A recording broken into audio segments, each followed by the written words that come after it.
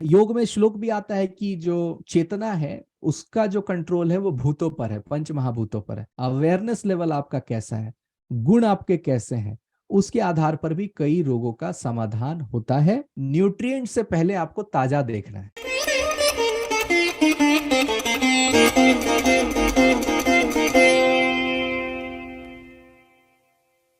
आज के हमारे वक्ता है Ravi Singh Chaudhary, director Dhanvantari natural foundation, कृषि संहिता तथा गौ संहिता पुस्तक के लेखक, पॉडकास्ट एंकर, वैदिक यौगिक। कृषि उद्यमी के रूप में झारखंड, बिहार तथा ओडिशा में प्राकृतिक कृषि के लिए प्रेरित कर रहे हैं। शिक्षक से मैकेनिकल इंजीनियर है। अपना पूरा जीवन भारतीय सोच, दर्शन, ज्ञान, विज्ञान को समर्पित करते हैं। आज का विषय है चरक संहिता, आयुर्वेद शास्त्र का मुकुट। रवि जी निम्न बिंदुओं के आधार पर अपनी वार्ता प्रस्तुत करेंगे।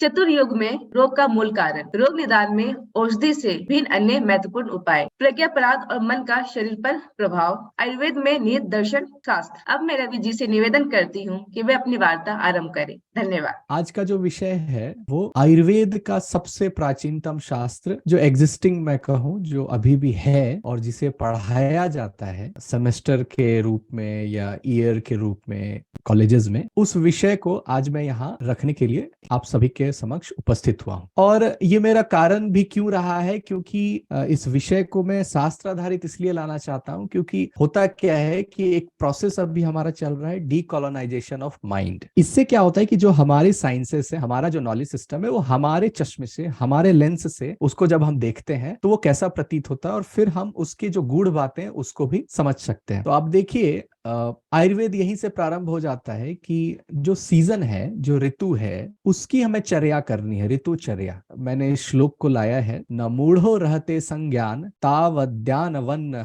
पीड़यते पीड़ितस्तु पतिम पश्चात कुरुते व्याधि निग्रहे। मूर्ख रोगी को कष्ट जब तक बढ़ नहीं जाता है उसे होश नहीं आता है, तकलीफ बढ़ जाती है और तब रोग को रोकने की ओर ध्यान देता है। ठीक है, देखिए कितनी ऐसी बात है जो सभी परिवार किसी ना किसी सदस्य को, अपने मेंबर को वो देखते होंगे कि उसने अपने समस्या को छिपाया और छिपाया, और इस हद तक छिपाया कि वो साध्य से असाध्य बन गई। ठीक है, वो प्रॉब्लम सॉल्व हो सकता था अगर प्रॉपर काल में, समय में उसका उपचार किया जाता। ठीक है, तो अगर मैं दूसरे स्लाइड की ओर बढ़ूं तो ये जो चित्र है महर्षि चरक का, ये भारत में अभी प्रचलित है। अगर ये चित्र आपको दिखाई देता है तो ये महर्षि चरक का एक कल्पना है कि वो इस तरह से दिखते होंगे, और इस चित्र में आपको चरक संहिता ग्रंथ की भी फोटो दिखाई दे रही है। इस ग्रंथ की, इस संहिता की सबसे अच्छी बात यह है कि इसके जो जो हम कहते हैं, जैसे किसी सब्जेक्ट के हम फादर कहते हैं ना, father of this medicine, father of this science, तो चरक संहिता के जो लेखक हैं वो रहे हैं आचार्य अग्निवेश। लेकिन उन्होंने इतना अच्छा से उसको, हम कहते हैं कि संस्कृत किया, उसको इतना अच्छा से, उसका एक्सप्लेनेशन, उसको अच्छे से सिस्टमाइज करना, इतने अच्छे से व्यवस्थित किया कि उनका नाम, मतलब शिष्य का नाम जो है ज्यादा प्रचलित हो गया, और उनके भी शिष्य हुए आगे के परंपरा में आचार्य दृढ़, लेकिन नाम जो है वो आचार्य चरक का ही रह गया। इस संहिता में 8 स्थान, जो हम अध्याय को एक, जैसे हम कहते हैं कि बुक्स के रूप में जो बांटा जाता है कि ये सेक्शन है, और 8 स्थान और 120 अध्याय वाली ये चरक संहिता है। तो ऋषि परंपरा में ये आती है ऋषि भरद्वाज से, और फिर ऋषि आत्रेय, पुनर्वसु, और तब आचार्य अग्निवेश, और फिर आते हैं आचार्य चरक। जो पुष्यमित्र शुंग का काल है वो आचार्य चरक के काल को कहा जाता है।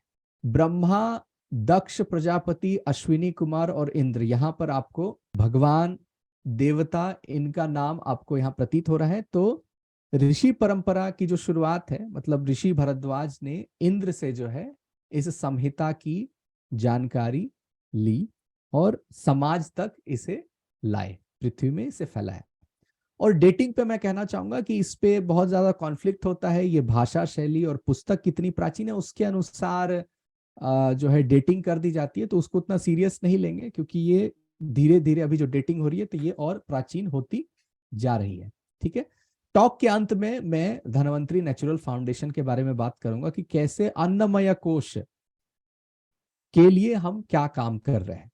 तो किसी भी व्यक्ति को अगर अपने आप को स्वस्थ करना है, ठीक है, तो उसको 5 कोशों पे काम करना पड़ता है। 5 शील्ड हम कहते हैं, ठीक है। और 5 शील्ड क्या क्या है, आप ये सुनते आ रहे होंगे, ये तैत्तिरीय उपनिषद में आता है कि अन्नमय कोश, है ना, प्राणमय कोश, मनोमय कोश, विज्ञानमय कोश और आनंदमय कोश, ठीक है।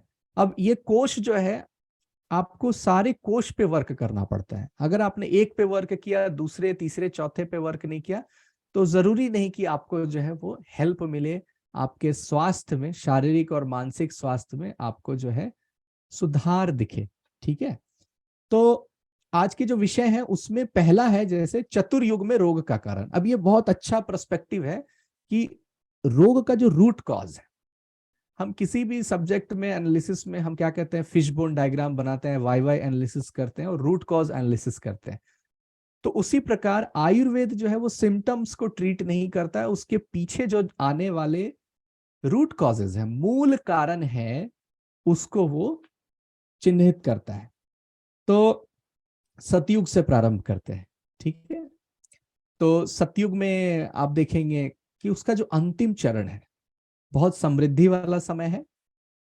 समृद्धि वाला समय है तो हम कहते हैं, जैसे अभी हम देखते हैं ओबेसिटी जो है एक बड़ा एक समस्या है, तो यूएस में देखते हैं, अमेरिका में बड़ा ओबेसिटी एक बहुत बड़ा प्रॉब्लम है। क्यों है? क्योंकि जो पूरी सोसाइटी है वो फिजिकल लेबर से, शारीरिक श्रम से धीरे धीरे धीरे धीरे कंफर्ट की ओर बढ़ती है, और फिर जो फूड कंजम्पशन है वो बदलता नहीं है या फिर और बढ़ता जाता है, जिसमें हम कहते हैं फैट कंटेंट ज्यादा है या फिर ऐसी कंटेंट ज्यादा, इसमें हम कहते हैं वसा बहुत ज्यादा है, तो स्थूलता आ जाती है शरीर में। तो सतयुग के अंतिम चरण में समृद्धि आने के बाद क्या आती है? गुरुता, वही हैवीनेस जो हम कहते हैं शरीर में। और हैवीनेस जो है वो एक ऐसा मतलब हम कहे प्रवृत्ति है कि आदमी काम करता है लेकिन तुरंत थक जाता है, तो तुरंत थक जाता है तो वो काम करना नहीं चाहता है, तो आ जाता है आलस्य। अब आलस्य आएगा तो क्योंकि वो काम कम करना चाहता है तो वो क्या करेगा? एक्युमुलेशन करना चाहेगा प्रॉपर्टी का, ताकि उसके फ्री टाइम में, कंफर्ट वाले टाइम में जो है वो अपने संपत्ति या समृद्धि का प्रयोग कर सके। तो संपत्ति संचय होता है, फिर परिग्रह का स्थान आता है। अब देखिए योग में हम कहते हैं अपरिग्रह, या जैन संप्रदाय में आपने सुना होगा अस्तेय और अपरिग्रह। जितना आवश्यक है ना, मिनिमलिस्टिक होना, जितने में आपका जीवन चल जाए उतनी की इच्छा आकांक्षा करना, वो जो है उसके लिए एफर्ट लगाना, वो हम कहते हैं अपरिग्रह। लेकिन ये संपत्ति संचय जब बढ़ता जाता है तो वो परिग्रह होता है और फिर लोभ का जन्म होता है, ठीक है। अब ये जो लोभ है ये धीरे से, अब ये त्रेता की तरफ हम प्रारंभ कर गए, और आप देखिए कि यही लोभ है जो राजगद्दी का लोभ है, या वनवास का जो पूरा जो कांड हो रहा है ना रामायण में। फिर द्रोह है, फिर झूठ बोलना प्रारंभ हो गया, और जो हम कहते हैं जो दोष होता है, काम क्रोध लोभ मद हर्ष, इस प्रकार के जो पूरे दोष हैं वो त्रेता युग में आना प्रारंभ हो गए हैं, ठीक है। तो यहाँ पे अगर हम देखें तो हम कहते हैं कि व्यक्ति जो है वो सात्विक से राजसिक और तामसिक की ओर बढ़ रहा है, ठीक है। पहली बार अगर ये टर्म आप सुन रहे हैं तो आसान भाषा में अगर समझे, तमस जो होता है वो स्थिरता या आलस्य का जन्म देने वाला होता है, लेकिन सोचिए नींद भी उसी वजह से आती है। अगर तमस है तभी नींद भी आ रही है, उसकी अधिकता एक दोष है। उसी प्रकार रजोगुण शांति नहीं है, अंदर से जो है आप बहुत ज्यादा एक्टिव हैं, ऐश्वर्य के लिए काम करना चाहते हैं, फेमस होना चाहते हैं, शांति नहीं है ना, ठीक है, क्लैरिटी नहीं है, कंफ्यूजन है। और जो सत्व गुण हम कहते हैं प्रकाश, ज्ञान, क्लैरिटी, ट्रांसपेरेंसी। तो ये जो क्लैरिटी ऑफ थॉट धीरे धीरे जब ये रूप ले रहा है, प्रवृत्तियां या हम कहते हैं वृत्तियां योग के टर्म में, जो डिस्टर्बेंस ऑफ माइंड है, ठीक है। और द्वापर में ये जाते जाते क्या होता है कि ये एक एक्युमुलेशन ऑफ, जो हम कहते हैं साइकोसोमैटिक डिसऑर्डर का जो रूट कॉज है, मन से रोग का यहाँ पर जो प्रारंभ होना मतलब श्रृंखला में ये प्रारंभ होता है, उसका संचय जाता है द्वापर तक। अब आहार के गुणों का ह्रास। युगों में क्या होता है? युग परिवर्तन में पृथ्वी की गति बदलती है, जो घूर्णन है या सूर्य के तरफ चार चक्कर लगाने की गति है, या फिर जो पृथ्वी तत्व है उसमें जो न्यूट्रिएंट की जो प्रॉपर्टी है वो धीरे धीरे चेंज होना प्रारंभ हो रही है। ठीक है, और औषधि का भी दूषित होना कलयुग का एक सिंबल है। ठीक है, कलयुग में जो है औषधि भी दूषित होती है। तो जो पंच महाभूत हम कहते हैं, है ना, अग्नि तत्व, वायु तत्व, जल तत्व, आकाश तत्व, पृथ्वी तत्व जो है, उनका दूषित होना, न्यूट्रिएंट्स का दूषित होना और मानसिक प्रवृत्ति का बदलना, सात्विक गुणों का ह्रास होना, लॉस होना, ये रोग का मूल कारण है अगर युगों के टर्म में हम देखते हैं तो। ठीक है, तो अगर आयुर्वेद की नहीं भी समझ है तो अगर मूल कारण को हम समझ रहे हैं, ठीक है, तो इतना तो हम समझ रहे हैं कि इसको रिवर्स अगर हम करें तो ठीक हो जाएंगे प्रॉब्लम। मतलब प्रदूषण पे काम करें, प्योरिटी ऑफ औषधि पे काम करें, न्यूट्रिएंट इन दिस सॉइल पे काम करें और मानसिक प्रवृत्ति पे हम अगर उसको ठीक करें तो मेरा बीमारी ठीक हो जाएगा। ठीक है, तो एक फ्रेमवर्क आपको मिल जाता है, आयुर्वेद की नहीं भी समझ है कि उसके रूट कॉज से हम जो है उसको रिवर्स अगर करें तो डिजीज रिवर्सल हम कर सकते हैं। ठीक है, तो इसको अगर टर्मिनोलॉजी, आयुर्वेद की टर्मिनोलॉजी में इसको अगर लिखना चाहूं, बोलना चाहूं, तो रोग के 3 कारण हो गए: काल, बुद्धि, इंद्रियार्थ का अतियोग, अयोग और मिथ्या योग। ठीक है, बुद्धि क्योंकि मन को कंट्रोल करती है तो बुद्धि कारण है। ठीक है, मन मतलब योग चित्त वृत्ति निरोधा, मन पर अगर आपका कंट्रोल है, मन सात्विक की तरफ है, तो एक ये सुबुद्धि है। ठीक है, फिर काल की बात हो रही है। काल मतलब कि अगर वसंत काल है, वसंत ऋतु है, तो आप उसमें हेमंत ऋतु का कार्य कर दे, उसमें ग्रीष्म ऋतु का कार्य कर दे, तो एक रोग का कारण बनेगा। अति योग, अयोग, मिथ्या योग। कान को जो हम कहते हैं ध्वनि आ रही है, अगर वो हल्ला सुन रहा है, बहुत ज्यादा नॉइज सुन रहा है, तो ये हो गया अति योग, सुन ही नहीं रहा है कुछ, तो अयोग। मिथ्या योग, जो सुनना चाहिए वो नहीं सुन रहा है, जो नहीं सुनना चाहिए वो सुन रहा है, तो ये मिथ्या योग हो गया एक आसान भाषा में। ठीक है, तो रोग के जो ट्रायड हम कहते हैं 3 कारण में, इस प्रकार से आप जो है देखते हैं। ठीक है, अब जो शब्द प्रयोग आता है वात पित्त कफ, ये बहुत रेगुलर यूज होता है कि त्रिदोष जो है ये जो है कारण है रोग का, और मानसिक दोष में जो है मुख्यतः रज और तम है। ठीक है, तो वात को अगर समझना है तो वायु दोष हम कहते हैं उसको आसान भाषा में। वात मतलब हो गया कि जो हम कहते हैं वायु, वायु को एसोसिएट करिए आप प्राण से, प्राण, अपान, व्यान, उत्थान। आपको वायु की आवश्यकता है अपने मल मूत्र को त्याग करने में, आपको वायु की आवश्यकता है अपने ऑक्सीजन को एक एक सेल्स तक पहुंचाने में। तो वात दोष है, तो इसका मतलब जो ऊर्जा है, जो नेचुरल प्रोसेस है आपके शरीर का, वो चल नहीं रहा है। मतलब बूढ़े होने पर, मतलब बूढ़े जब हो जाते हैं तो जो एक जो समस्या आ जाती है शरीर में, हम कहते हैं वात दोष आ गया है, वायु दोष आ गया है, डाइजेशन नहीं हो रहा है, गैस फंस रहा है, हवा फंस रही है। पित्त, ठीक है, अग्नि जो हम कहते हैं जठराग्नि, मतलब पेट में जो है, जो हम कहते हैं जो पित्त है, जो पाचन है, जो डाइजेशन है, एसिमिलेशन ऑफ फूड में जो है उसकी आवश्यकता होती है, वो है। कफ हो गया पृथ्वी और जल का। तो वृक्षायुर्वेद की जब मैंने जैसे बात की थी, तो आप जब भी पौधे को ज्यादा पानी पटा देते हैं तो हम कहते हैं कि उसको कफ दोष हो गया है। तो वहां की मिट्टी अगर हटा देते हैं, मतलब पृथ्वी तत्व को वहां ठीक करते हैं, तो पौधे वापस से रेजुविनेट हो जाते हैं, ठीक हो जाते हैं। ठीक है, कफ को सीधे सीधे वो खांसी वाला कफ से नहीं जोड़ेंगे क्योंकि वो COUGH है, और ये संस्कृत वाला कफ है। ठीक है, ये एक फंडामेंटल टर्मिनोलॉजी है, ये एक स्पेसिफिक बीमारी का नाम नहीं है। ठीक है, और ये दोष के रूप में ज्यादा प्रचलित है, लेकिन ये जो 3 है ये फंडामेंटल एसोसिएशन है, जो हम कहते हैं पंच महाभूत को आपने रीअरेंज किया है, और ये ठीक ठीक रहती है, इक्विलिब्रियम में रहती है। वात पित्त कफ जो है वो बढ़ा हुआ नहीं रहता है, तब हम कहते हैं कि आप स्वस्थ हैं। ठीक है, बढ़ने पर यह दोष हो जाता है, ये नाम को दोष हम नहीं कहते हैं। ठीक है, अब आ जाते हैं चिकित्सा पे। तो प्रॉब्लम को जब हमने समझा, तो प्रॉब्लम के जड़ को अगर हमने समझा, तो हम उसको सॉल्व करने की तरफ बढ़ सकते हैं। और इस सेशन का मेरा मुख्य कारण यह था कि आयुर्वेद को भी हम हर्बल मेडिसिन की तरह सिर्फ ना देखें। ठीक है, जैसे कि ऑर्गेनिक फार्मिंग में हुआ कि यूरिया के बदले क्या मिलेगा भाई साहब ऑर्गेनिक फार्मिंग में, नहीं, आपको ये देखना है कि ये शतायु आपका क्वालिटी और क्वांटिटी पूरा 100 वर्ष का जो है उसको अचीव करने के लिए क्वालिटी एंड क्वांटिटी दोनों है। सिर्फ जीने के लिए आयुर्वेद की विद्या नहीं है। तो सिर्फ हम सिम्टम्स को नहीं खत्म करेंगे, एकदम जड़ से उसको समाप्त करेंगे। एंड यस, उसमें कर्म भी आ जाएगा। हम कहते हैं ना, उसने कुछ पाप किए होंगे तो बड़ा दुख हो रहा है उसे, ठीक है।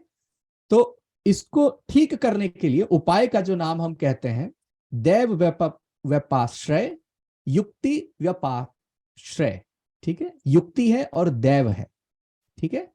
तो युक्ति जो हम देखते हैं मेडिसिन का यूज करना, ठीक है।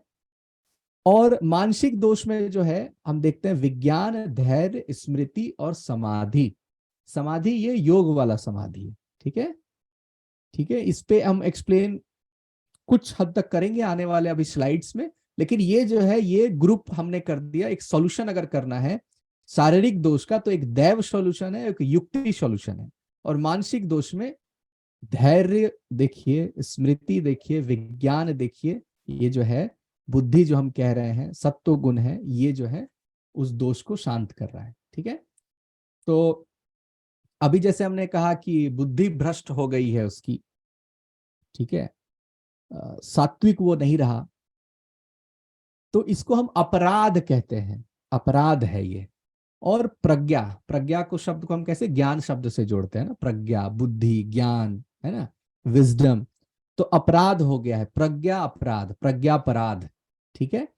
तो क्या होता है आप देखिए, जब क्रोध आता है व्यक्ति को तो हम कहते हैं कि उसकी जो है हम कहते हैं बुद्धि भ्रष्ट हो रही है। क्या? क्योंकि धीरे धीरे उसकी स्मरण शक्ति भी चली जाती है। क्रोध है मतलब उसमें धैर्य की कमी है ना। पेशेंस जो कहते हैं, टॉलरेंस जो कहते हैं, पेशेंस कहते हैं, मेमोरी पावर है, रिटेंशन पावर है।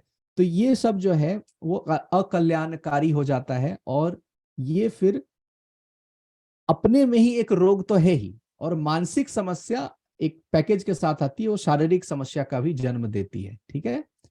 तो धैर्य को, स्मृति को और बुद्धि को, इन तीनों शब्द को बहुत अच्छे से हम लोग समझते हैं, ठीक है। लेकिन इसका प्रयोग जीवन में हम ठीक से नहीं कर पाते। तो इसको सॉल्यूशन के रूप में अगर हम देखें तो ये योग से सॉल्व होता है, ठीक है। तो पंचकोश के बारे में जो मैंने बात की थी, अन्नमय कोश, प्राणमय कोश, मनोमय कोश, अगर 3 को अभी हम याद रखें, बाकी 2 अभी आयुर्वेद के डायमेंशन से बाहर है, ठीक है। अभी उधर हम नहीं जा रहे हैं, ठीक है। तो वहां पर आप देखिए कि जो योग है वो मानसिक समस्या का निवारण कर रहा है, या भोजन में अगर हम सात्विकता की ओर जा रहे हैं, ठीक है। युक्ति क्या हो जाएगा? जो वैद्य हैं वो सामने वाले व्यक्ति की जो है नाड़ी चेक कर रहे हैं, उसके दोषों को पहले चेक कर रहे हैं, उसके धातु दोष को देख रहे हैं, और वो व्यक्ति जिस देश का है, जिस रीजन का है, वो दोष किस समय में हुआ और उसकी आयु क्या है, ये भी एक काल का परिचायक है।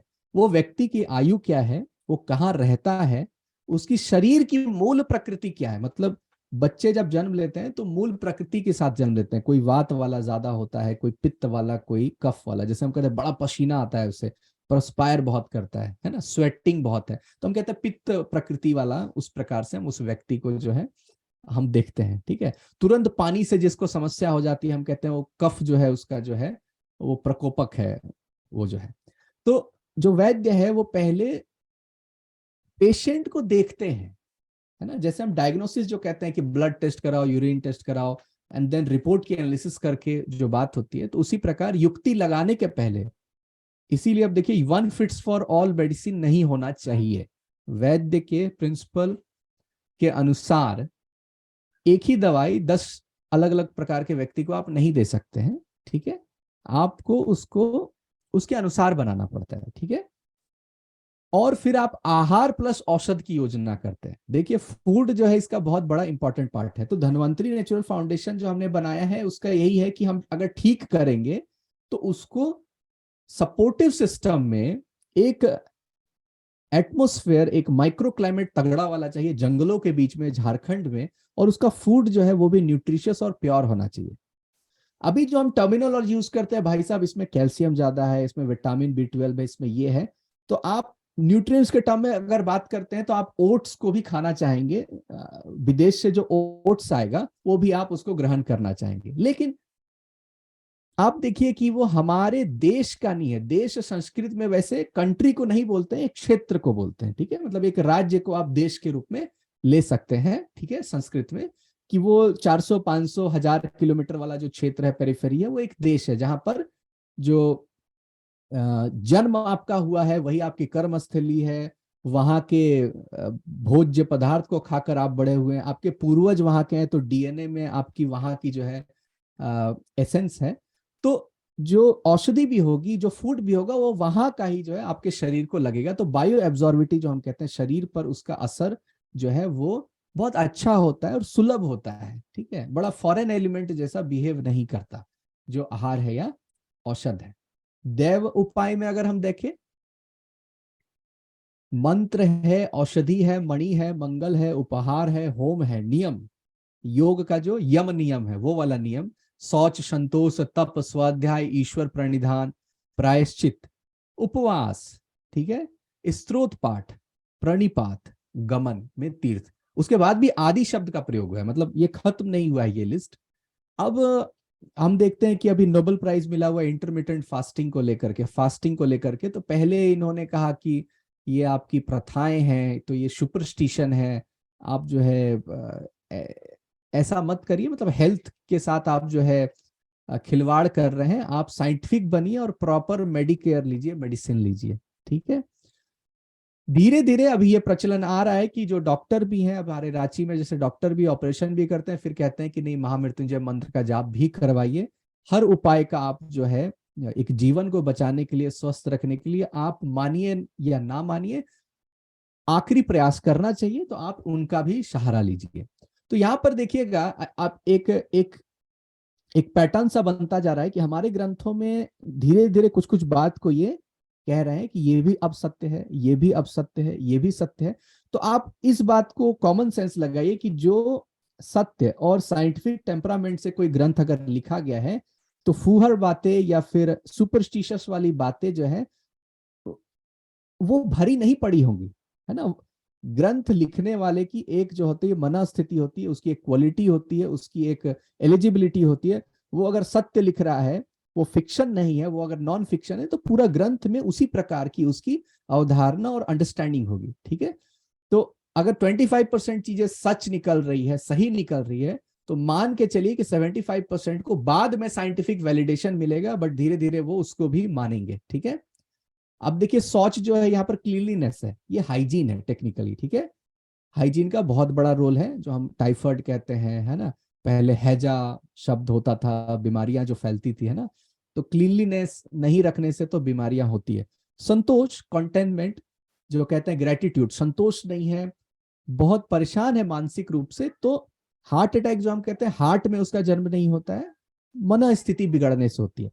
तब है, आप देखिए, आप योग नहीं करना चाहते हैं, आप व्यायाम नहीं करना चाहते हैं, आप रनिंग नहीं करना चाहते हैं, आप अपने स्वास्थ्य को करने के लिए क्या किए हैं कि जीवन को कैसे बदले हैं आप। जन्म हुआ था शरीर को व्यस्त रखने के लिए और मन को शांत रखने के लिए, आपने शरीर को शांत कर दिया और मन को व्यस्त कर दिया, और रोग का जन्म हो गया। आपकी सारी सुविधाएं शरीर को लेकर के है, आप देखिएगा, सारी सुविधाएं शरीर को लेकर के है।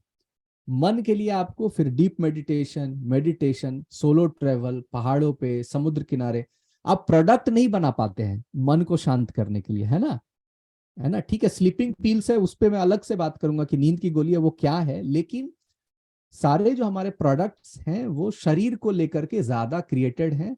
एयर कंडीशनिंग है, लेकिन मन को लेकर के जो है, उसके लिए लोग किधर चले जाते हैं, लीकर, ड्रग्स की तरफ, ठीक है, जो सॉल्व ना करके फिर फाइनली वो एक जंजाल में फंसा देता है, ठीक है।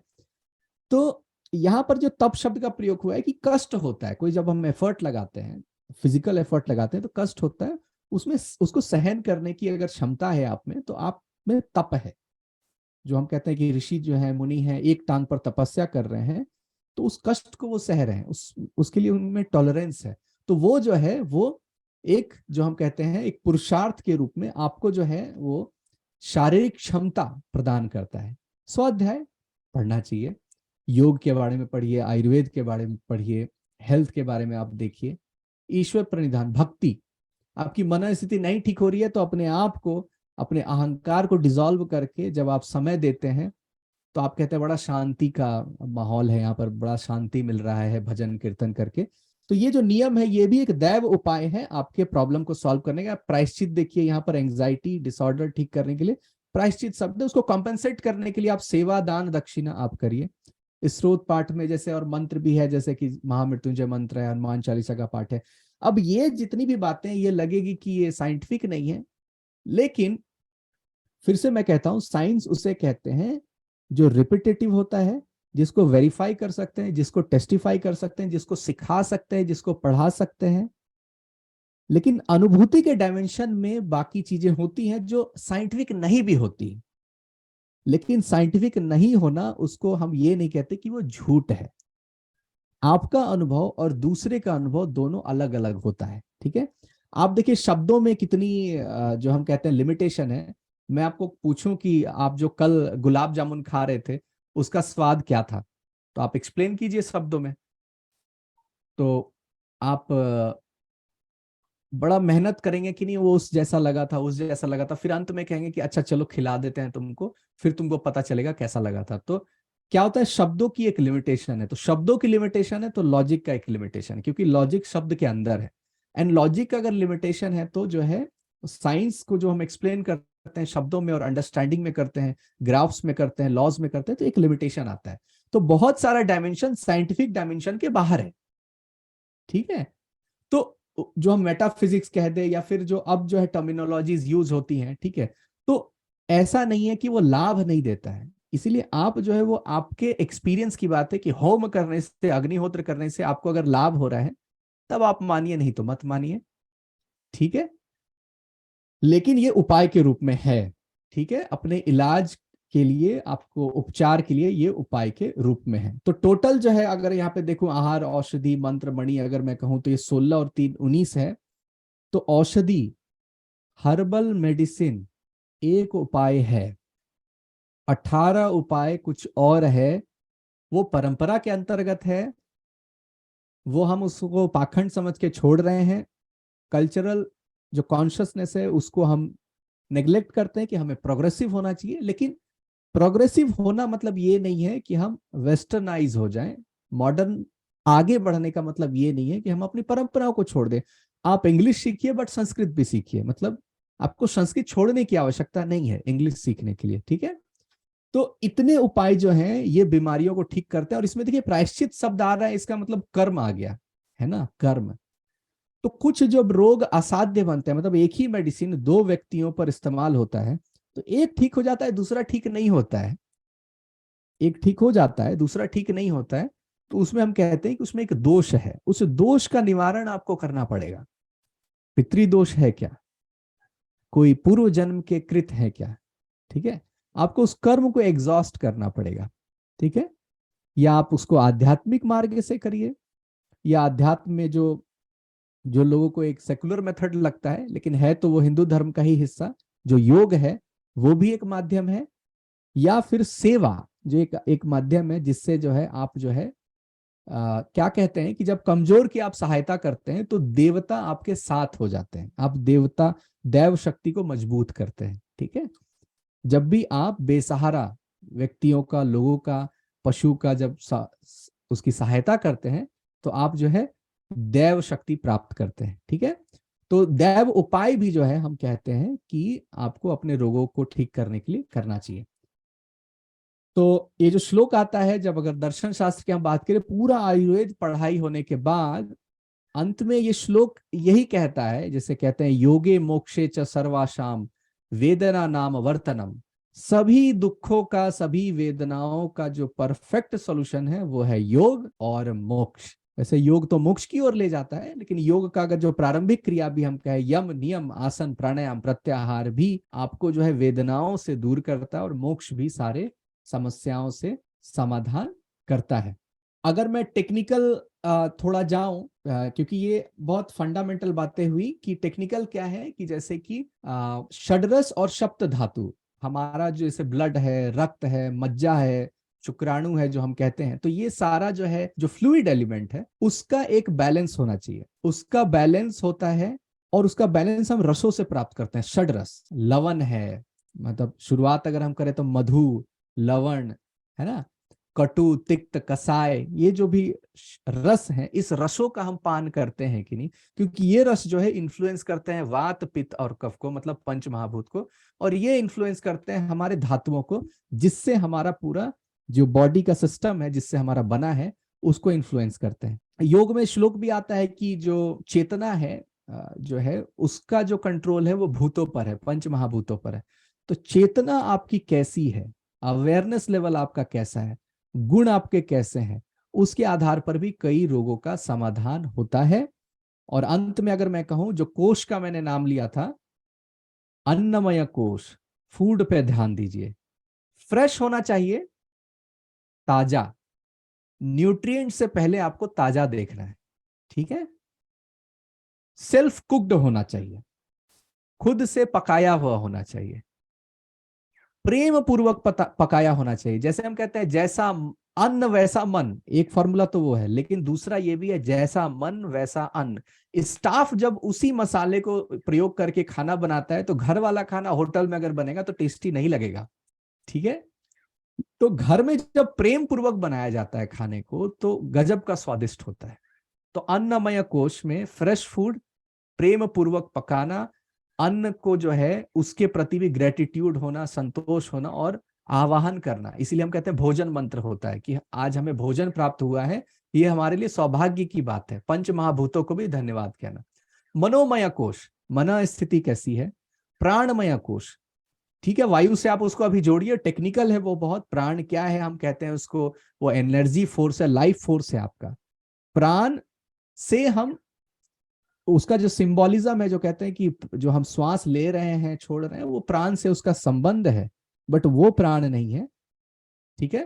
तो प्राण जो है वो सूर्य से भी प्राप्त होता है ना, धूप से प्राप्त होता है, ठीक है, वहां से भी प्राण प्राप्त हो रहा है ना। जैसे फोटोसिंथेसिस जो है ये तो पौधे को मिला, तो उसको प्राण जो है वो वहां से मिल रहा है। तो जो वायु है या फिर शुद्ध हवा है, योग है, सूर्य की जो अग्नि है, वो जो है ऊष्मा है, वो आपको प्राण शक्ति भी दे रही है। एंड देन विज्ञान, जो हम बुद्धि से जिसका एसोसिएशन कहते हैं, और फिर आनंदमय कोश, जब आध्यात्मिक आप जाते हैं रास्ते में तो बहुत सारी समस्याओं का समाधान होता है। यूएस में जो वेदांता सोसाइटी है, अभी 200 से ज्यादा पेशेंट जो है हार्ट के पेशेंट, वो ऐसे ठीक होते हैं हुए, मतलब मेडिसिन तो चल ही रहा है, कि जो वेदांत दर्शन में होता है कि पाप जो है वो आपसे नहीं हुआ है, वो कर्मों का एक फल था। आत्मा एक शुद्ध रूप में रहता है, आप जो है आत्मा को एक दर्शक के रूप में देखिए, ऑब्जर्वर के रूप में देखिए, और पूरा जो है वो प्रपंच माया का प्रपंच है। तो जब आध्यात्मिक अंडरस्टैंडिंग आती है तो बहुत सारे एंजाइटी डिसऑर्डर, बहुत सारी ऐसी चीजें भी समाधान की ओर जाती है, जिसका हमें लगा था कि बड़ी समस्या है। अगर आप एक जीवन मानते हैं तो आप बहुत सारी समस्याओं से घिर जाएंगे, लेकिन जैसे ही आप 1000 जीवन में अपने आप को बांधते हैं, समझते हैं और धर्म के पथ को चुनते हैं, है ना, परोपकाराय पुण्याय पापाय परपीडनम, परोपकार करना पुण्य है और पाप देना, दूसरों को कष्ट देना पाप है, ठीक है। तो आप लाइफ की फिलॉसफी, लाइफ की डिसिप्लिन आप कैसे जी रहे हैं, वो भी डिसाइड करता है कि आप कैसे जीवन जिएंगे। तो अभी हमारा पहला प्रयास अन्नमय कोश से है, जिसको हमने धन्वंतरी फाउंडेशन के रूप में प्रारंभ किया है। धन्यवाद। रवि जी, धन्वंतरी नेचुरल फाउंडेशन से क्या अभिप्राय है और ये फाउंडेशन किस पर कार्य करती है, इसके बारे में थोड़ा विस्तार से बताइए ना। हम कहते हैं कि ये पैरासिटामोल बड़ा अच्छा मेडिसिन, एलोपैथी जो है बड़ा माइक्रो लेवल पे काम करता है। जैसे योग जो एक लाइफस्टाइल है, इट्स नॉट एन एक्सरसाइज, उसी प्रकार अगर ठीक होना है आपको तो हवा, पानी, फूड सब कुछ ठीक होना चाहिए। तो धन्वंतरी फाउंडेशन जो है एक नेचुरोपैथी के तरफ ये बढ़ रहा है। उसका प्रारंभ फूड से हुआ है। हमने प्योर फूड, मतलब जो इस्तेमाल किया जाता है, जैसे गुड़ हुआ, चीनी को आप हटाओ, चीनी को प्रयोग में नहीं करना है। अगर आटे को हम कह रहे हैं तो आटा जो हम कह रहे हैं, व्हीट कह रहे हैं, वो देसी बीज में हम आ जाएंगे, 2 हो गया। ऑयल जो है वो हाई टेम्परेचर वाला नहीं रहेगा, वो जो कच्ची घानी लो टेम्परेचर में जो है वो तैयार किया हुआ एकदम पारंपरिक विधि से, घी हो गया जो बिलौना वाला होगा, तो जो भी हर घर का एक आइटम होता है जो हम कहते हैं रिफाइन को रिप्लेस करना है आपको घी से, तेल को आपको प्योर सरसों से, तो इस प्रकार की जो फूड का जो पूरा पैकेज है और उसके ऊपर अभी हमने पहला प्रारंभ काम किया है। बट ये 2 साल में पूरा नेचुरोपैथी सेंटर में ये डेवलप हो रहा है और इसके लिए हमने स्टोर भी बना लिया है, जो अब ये वीडियो जब यूट्यूब पर आएगा तो उसके लिंक पे जो है वो आपको स्टोर का जो है वो लिंक आपको वहां मिल जाएगा, जहां पर आप ये उत्पाद जो है आप देख सकते हैं, इस्तेमाल कर सकते हैं। आपने कहा कि देश का तो आपने बहुत अच्छी तरह से समझाया, जैसे मतलब जिस रीजन में आप पले बड़े हैं उसको हम लोग जिस तरह देश बोलते हैं, तो वहां का आहार खाना चाहिए। लेकिन जो लोग समझिए हालातों की वजह से उन्हें भारत के अंदर बहुत अलग अलग जगहों में मूव करना पड़ा है, तो हमारा सॉइल भी डिफरेंट होता है, क्लाइमेट भी डिफरेंट, सब कुछ बदल जाता है। ये सब तो आयुर्वेद में एकदम इम्पोर्टेंट बातें हैं। और उसके बाद अगर उन्हें भारत से बाहर जाके रहना पड़ा, तो फिर एक वैद्य किस तरह से उनके सिचुएशन को समझेंगे आयुर्वेद के नॉलेज के हिसाब से? देखिए, आयुर्वेदाचार्य अभी एक बहुत अच्छी पद्धति का इस्तेमाल करते हैं कि वो कहते हैं कि डायग्नोसिस आप जैसे एलोपैथी डॉक्टर आपको कह रहा है एकदम वैसे ही करके वो रिपोर्ट लेके मेरे पास आइए। तो बहुत आयुर्वेदाचार्य नाड़ी से नहीं चेक करते, वही रिपोर्ट से ही चेक कर लेते हैं, यूरिन टेस्ट, ब्लड टेस्ट जो हम कहते हैं, है ना। तो उसके अनुसार वो जो है, और ये भी मैं कहूं कि वैद्य को थोड़ा एक होमवर्क करना पड़ेगा उस देश के अनुसार, वहां की प्रकृति, वायु और जो है ना थोड़ा सा होमवर्क करना पड़ेगा और मॉडिफाई करना पड़ेगा आपके लिए, एंड देन जो है वो आपके लिए वो उपयोगी हो जाता है।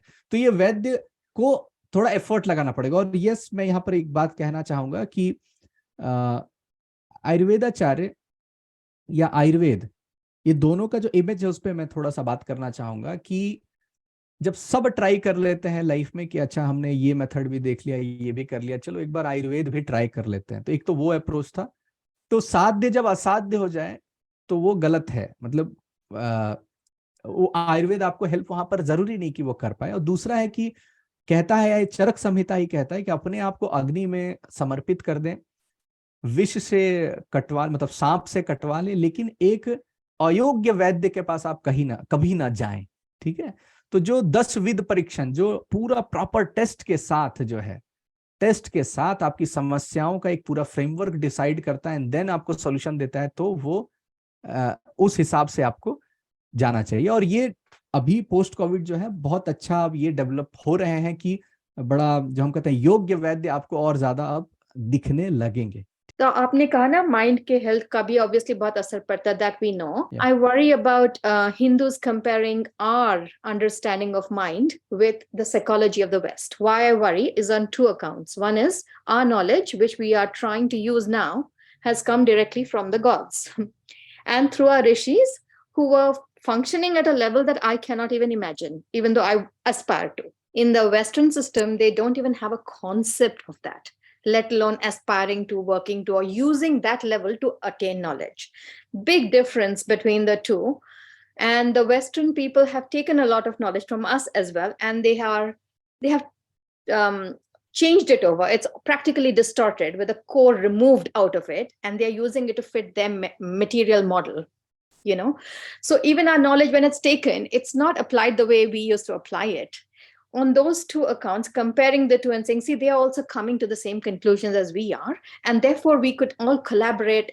I have a great concern about that, because people are suffering adverse consequences by going to the psi discipline practitioners, all the psychologists, neuropsychologists, everyone, because they themselves don't understand their mind. They don't understand mind at a deeper level. प्राण भी नहीं समझते हैं ये लोग, मनो में क्या समझेंगे ये लोग। तो इसको किस तरह बदला जाए, अगर आपके पास कोई आइडियाज हैं? क्योंकि मैं तो इतनी मेरा इतना हाई सोशल प्रोफाइल है नहीं हमारी सोसाइटी में, लेकिन मैंने देखा है, I have personally experience severe damage of comparing, putting them on the same platform, giving them the same validity, and then the patients suffer, and that's I feel extremely आधारभूत। इसको कैसे बदला जाए? एक प्रोजेक्ट पे मैं काम कर रहा हूँ, जिस प्रोजेक्ट का नाम है ऋषिज इंटेलिजेंस। तो ऋषिज इंटेलिजेंस ये क्या करेगा, ये फ्रेमवर्क देता है टीचर कैसे बनना है या इंडिक नॉलेज सिस्टम को कैसे परसीव करना है। जैसे कि वैद्य बनने के लिए जो पहला, अगर हम कहें कि अब वो वैद्य बन सकता है, पात्रता है, उसमें एलिजिबिलिटी है, तो उसको कहते हैं जितेंद्रिय। इंद्रिय दोष उसमें नहीं होना चाहिए, मतलब क्राइसिस को देख करके वो अपने प्राइसेस को नहीं बढ़ाता है, जितना ज्यादा बड़ा क्राइसिस है उसके हिसाब से अपने प्राइस को राइज नहीं करता है, वो सेवा करता है, सेवा भावना से। जैसे इस सेशन का मेरा जो पर्पस था, जिसमें मैंने क्या इंफेसाइज किया, आपको देखिए दैव पर मैंने बहुत ज्यादा बात की। क्यों बात की? क्योंकि हर्बल और वो पूरे वर्ल्ड में आपको हजारों लाखों आपको कंटेंट्स मिल जाएंगे। ये वाला जो है जिसको सुपरस्टिशन मानते हैं, ये मेन फ्रेमवर्क है, और ये हमें अपना जो फ्रेमवर्क है उसमें बात करना है, उनके फ्रेमवर्क में हमें जा करके अपने साइंस को एक्सप्लेन करने की आदत छोड़नी है। तो इसका मतलब है कि हमें ट्रांसलेशन से पहले ये जो संस्कृत है इसको वापस से आपको इक्वली इंपॉर्टेंस देना है। ये मोक्ष के ऊपर आप एक लाइन बोल करके चले गए, या योग के ऊपर, आयुर्वेद में योग पे बहुत अच्छे से बात हुई है, लेकिन इसको अलग से ट्रीट करना, या फिर फूड देखिए कितना बड़ा प्रायोरिटी है। और फूड, आयुर्वेद ग्रंथ में ओट्स के बारे में बुराई लिखी हुई है, जई जो होता है, बुराई नहीं लिखी हुई है, ये लिखी हुई है कि एक लिस्ट है आपके पास 10 ऑप्शन है, तो ये 10वें नंबर पे आता है। पूरी जो मार्केटिंग है उसका बेसिस ये है कि न्यूट्रिएंट, उन्होंने न्यूट्रिएंट दिखा दिया, आपको बेच दिए। जैसे ही आप आयुर्वेद को लगाते हैं तो ये पूरा कॉलेप्स कर जाएगा, जो ग्लोबलाइजेशन है, एटलीस्ट फूड का जो मार्केट है। हमें जो हम कहते हैं ना पॉइजन पिल, राजीव मल्होत्रा जी जो कहते हैं कि वैसे वैसे चीजों को आपको एम्फेसाइज करना है जो वो डाइजेस्ट ही नहीं करते हैं, जिस चीज को वो मानते ही नहीं है, उसको अगर आप एम्फेसाइज करते हैं तो आपका जो है पूरा एक जो हम कहते हैं किला और पूरा फोर्ट बन जाता है। And then you represent your own science in your own way. और इन सभी का तरीका साधना से होके जाता है। Academic discussions, journalism, journal publish करना, ये एक पार्ट है, बट पूरा जो प्रोसेस है वो साधना पद्धति से जाता है। आपको 15 साल 20 साल का तप करना पड़ता है, देन उस सब्जेक्ट का जो आपको ज्ञान होगा वो बहुत निखर के आता है। तो ये हमें ही करना है, ये वो करेंगे नहीं, हमें ही करना है, और हमें अपने विषयों को अपनी भाषा में प्रेजेंट करना है विदाउट एनी कंफ्यूजन। तो उस फ्रेमवर्क को मैं पूरा का पूरा ला रहा हूं, जिसमें वो तर्कशास्त्र भी है गौतम ऋषि का, एंड देन समाधि के जो शुरुआती जो पक्ष हैं, या फिर अवेयरनेस लेवल जब आपकी बढ़ती है तो ऑटोमेटिक जो होता है ना, intellectual level, emotional level, then intuitive level. बहुत सारे आंसर मैं बताता हूं आपको, मैंने खुद ऑब्जर्व किया है कि मैंने वो पहली बार वो कहा, ठीक है, वो बुक में नहीं लिखा हुआ था, पहली बार कहा। It is not like connecting the dots, but ये मुझे पता चला कि 6-7 साल जो योग किया है, क्रिया किया है, साधना किया, उसी का असर है। बस हमें अनलॉक अगर करना है तो कॉस्मिक इंटेलिजेंस जो है, कॉस्मिक अवेयरनेस के ऊपर अगर आप काम करते हैं, एंड देन दर्शन शास्त्र है हमारा, ये दोनों जो है आपके पूरे सारे विषयों को निखारता है।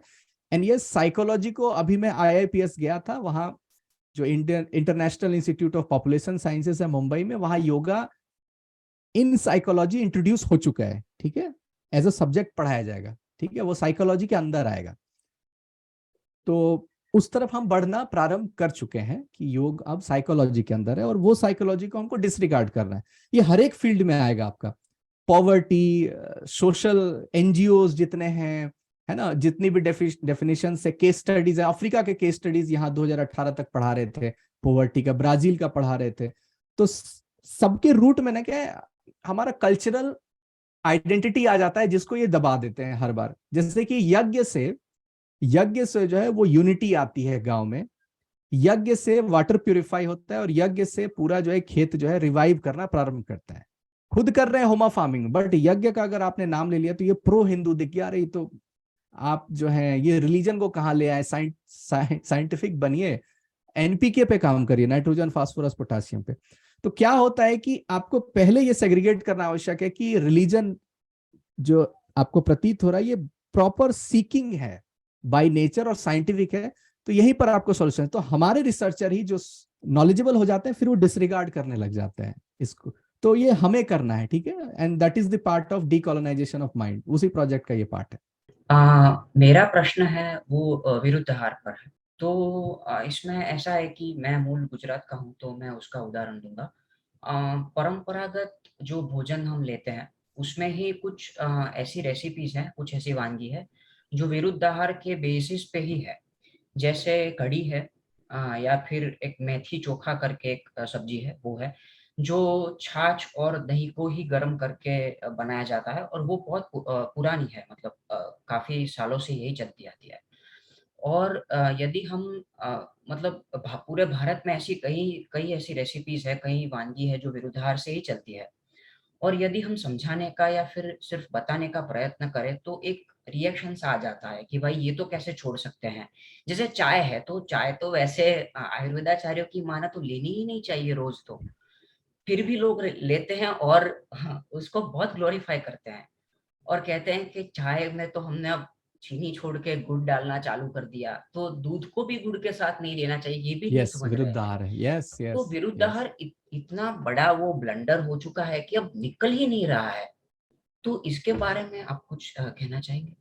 कि ये कैसे चला जाएगा, ये कैसे अवेयरनेस आएगी कि परंपरा में कुछ ऐसा हो सकता है कि गलत है और हमें सुधारने का प्रयास करना चाहिए?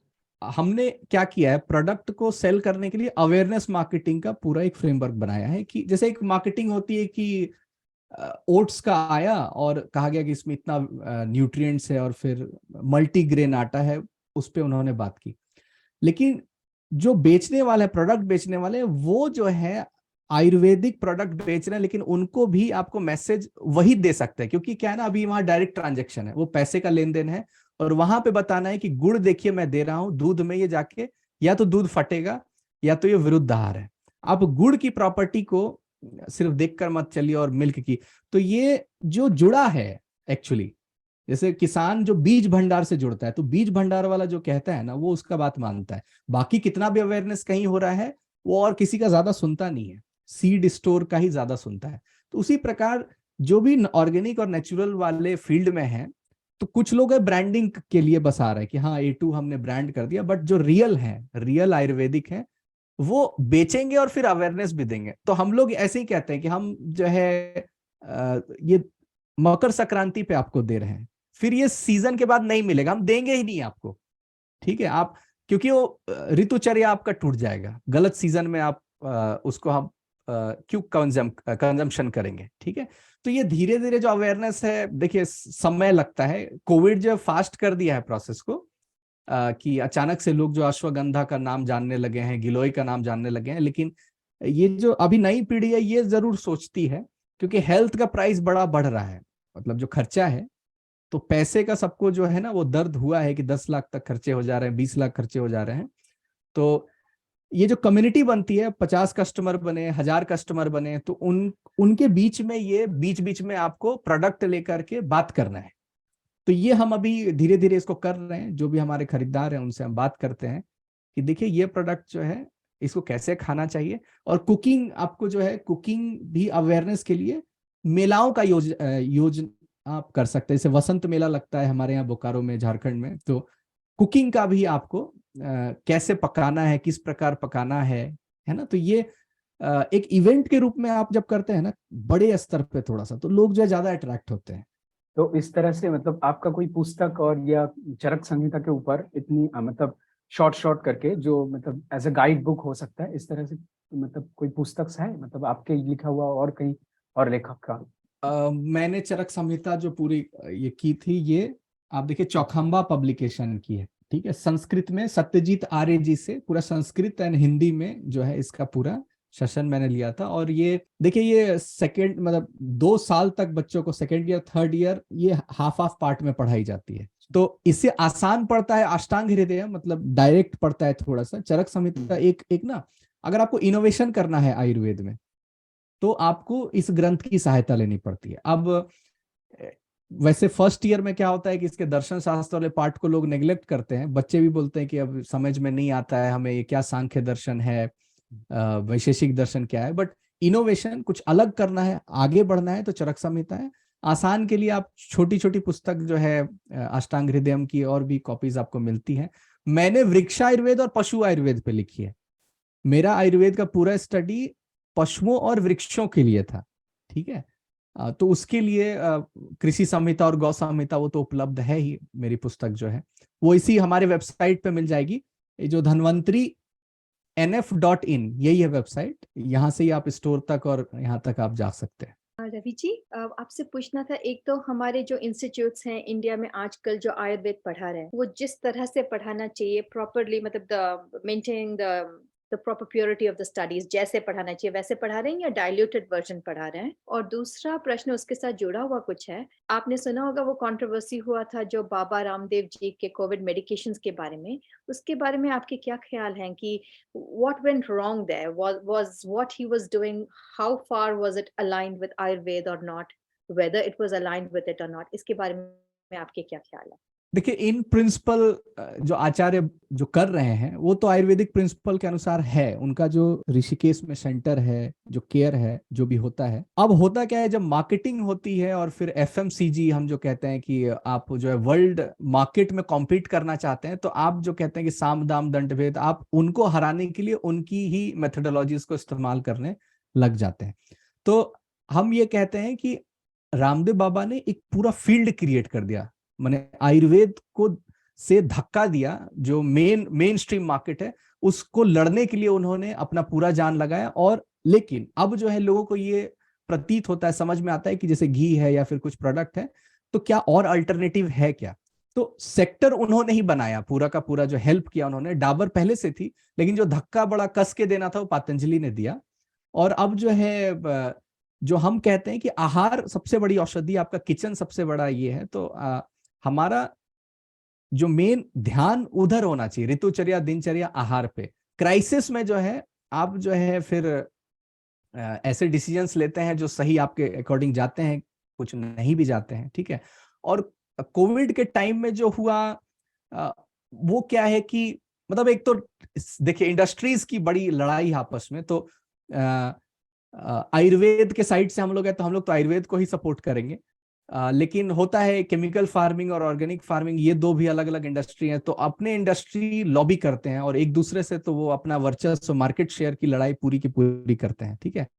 तो इट्स अ मतलब बिजनेस का पूरा पूरा गेम है।